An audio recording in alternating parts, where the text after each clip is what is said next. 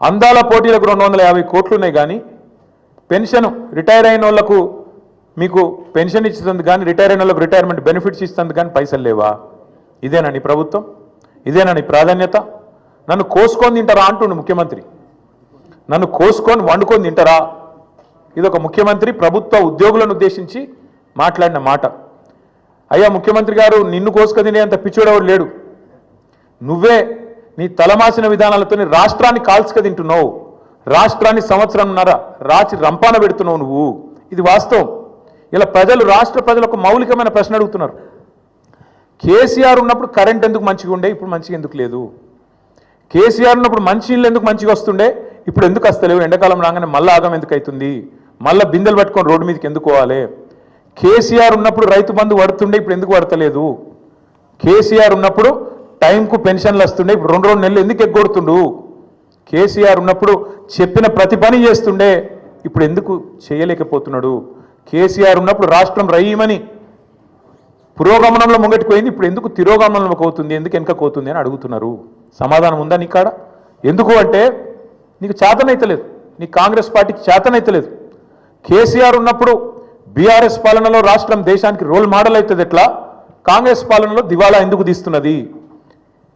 కారణం ఒకటే, ఇది నాయకత్వ లోపం.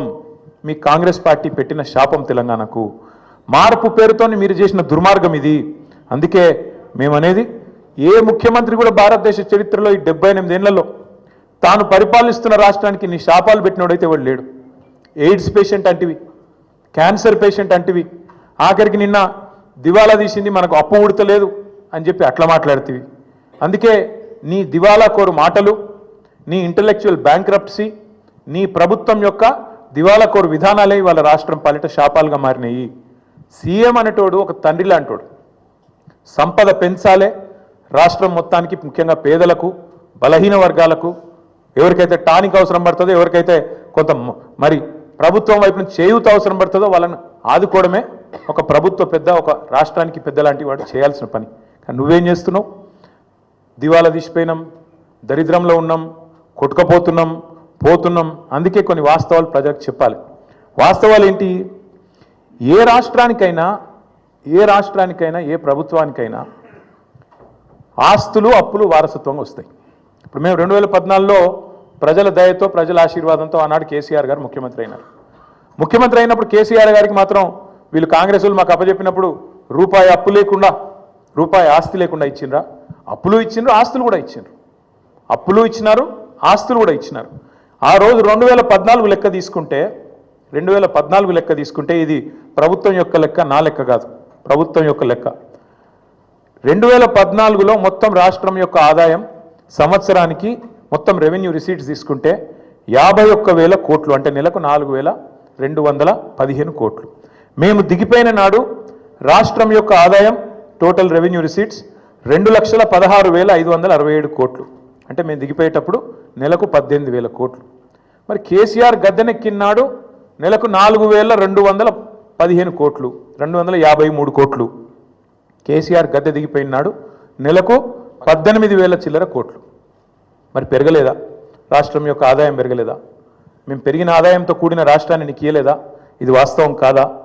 2014-15లో ఆనాడు కేసీఆర్ గారు ముఖ్యమంత్రి అయిన రాజు, మీరు కాంగ్రెస్ వాళ్ళు మాకు ఇచ్చినప్పుడు రాష్ట్రం యొక్క సర్ప్లస్ ఎంత అంటే 369 కోట్లు. రెవెన్యూ సర్ప్లస్ ఆనాడు 369 కోట్లు. మేము దిగిపోయినాడు 2023-24లో మీకు అప్పచెప్పినాడు మళ్ళీ 4,882 కోట్లు. మీరు ఇచ్చినాడు 369 కోట్లు ఉంటే మిగులు, మేము ఇచ్చినాడు మళ్ళీ వాపస్ మీకు 4,882 కోట్లు. దీని సోర్సు ఇది సిఏజీ లెక్క, నా లెక్క కాదు, బీఆర్ఎస్ పార్టీ లెక్క కాదు, కాకి లెక్క కాదు, కాగు లెక్క. అట్లే అప్పులు తీసుకుంటే, అప్పుల గురించి కూడా చెప్తా. మళ్ళా అప్పులు తీసుకున్నా ఆ రోజుకి ఈ రోజుకి మొత్తం లెక్క వివరంగా చెప్తా. అట్లే ఇంకా ఎంత కడుతున్నారు, మిత్ ఎంత కడుతున్నారు, ఏదెంత కడుతున్నారు, ఇవన్నీ ఒక్క నిమిషం మర్చిపోతే వాస్తవం ఏంటంటే ఇది నేను 2020లో బయట పెట్టిన లెక్క. 2020లో ఆనాడు మంత్రిగా నేను తెలంగాణ అనే ఒక రాష్ట్రం భారతదేశాన్ని సాదుతున్న రాష్ట్రాల్లో ఒకటి, జాతి నిర్మాణానికి దోహదపడుతున్న రాష్ట్రాల్లో ఒకటి. మన రాష్ట్రం నుంచి మనం గత 6 ఏళ్లలో 2014 నుంచి 2020 నవంబర్ ఫస్ట్ నాడు పెట్టిన ట్వీట్ ఇది. 2,72,926 కోట్లు అంటే దాదాపు 2,73,000 కోట్లు పన్నుల రూపంలో తెలంగాణ నుంచి మనం కేంద్రానికి కడితే కేంద్రం నుంచి మనకు వచ్చింది కేవలం 1,40,000 కోట్లు అని చెప్పి లెక్కలతో సహా అధికారికంగా ఒక మంత్రిగా ఆ రోజు నేను పెట్టిన లెక్క ఇది బయటికి. అంటే దేశాన్ని సాదుతున్న రాష్ట్రాల్లో దేశంలో ఉండే ఇతర వెనుకబడ్డ ప్రాంతాలకు మరి ఇతోధికంగా సహాయం చేస్తున్న రాష్ట్రాల్లో తెలంగాణ ఒకటి అని చెప్పడానికి ఈ లెక్క చెప్తా ఉన్నా. గవర్నమెంట్ అనేది ఒక కంటిన్యూస్ ఇన్స్టిట్యూషన్. ఇంతకుముందు కిరణ్ కుమార్ రెడ్డి గారి నుంచి కేసీఆర్ గారు ముఖ్యమంత్రి అయినారు, ఆ తర్వాత ఇప్పుడు రేవంత్ రెడ్డి గారు అయినారు, రేపు ఇంకెవరో అవుతారు.